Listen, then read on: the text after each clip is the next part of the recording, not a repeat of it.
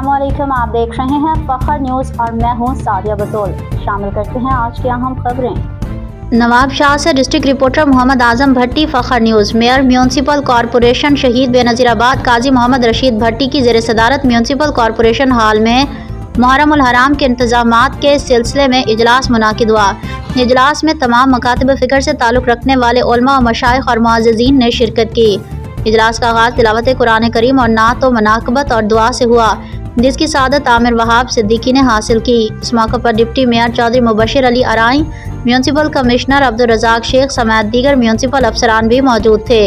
जबकि मुअज़्ज़िज़ीन में सैयद निज़ामुद्दीन शाह लुक्यारी, मोहम्मद अशरफ अराई सुल्तानी, मोहम्मद असलम नूरी, सैयद फैसल शाह, सज्जाद मुग़ल, सईद अहमद यूसुफ़ी, ज़फ़र लशारी, सैयद असलम ज़ैदी, मोहम्मद असलम नलिक सुल्तानी, वसीम खोखर, खादिम चांडी और दीगर भी मौजूद थे।